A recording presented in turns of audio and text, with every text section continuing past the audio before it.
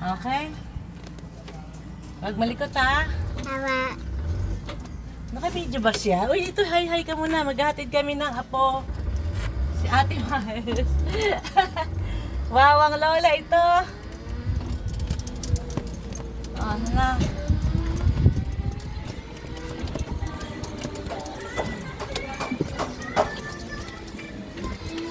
Ano oras ang time mo, Miles? Ng Ayan, pagpasok. 12. 12 pala eh. Anong oras na? 11:38. Eto. Ilan yung sakay ko? Patay tayo nito. Linti. 4. Tigbak si Mami Ding. Ang dami. Ang daming apo. Tapos maghahatid. Di ba? Dahan-dahan lang. Kailangan dahan-dahan lang. Di ba? Pwede. Kunyari cellphone ko to. Anong cellphone? Ba't naka-video ka pa ba? Yes. Lah, Sabi mo video ano. kanina. Sige lang, okay lang. Ilan ang sakay ko?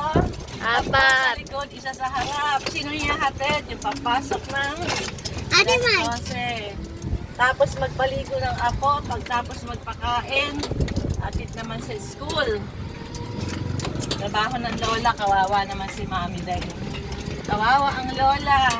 Ano kay wala na? Hindi ka lola. Mamilig ka.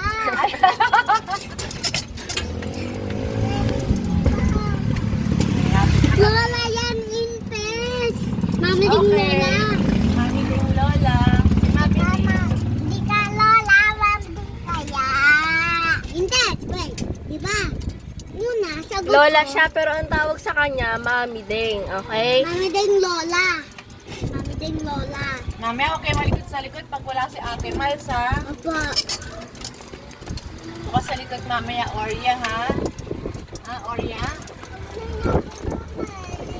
Dito ka sa tabi nila, Princess. Kasi wala na si Ate Miles na may dati. Okay, Orya? Okay ba, Orya? Say okay. Behave kayo dyan, Princess, ha? Apa. Very good. Layo, masuk ka. Tumay siya. Talaga. Sila Ate Arnie, oh. Kaya na ako mag-uulog ng kaluwagan. Tapos kumaghatid sa'yo. Ano oras na dyan sa cellphone? 11:40. Mga 11:40. Hatid ka muna namin. Dapat mamimili na ako eh. Kaya lang wala akong paglalagyan na ipamimili eh. Sa akin kasama ko sila eh.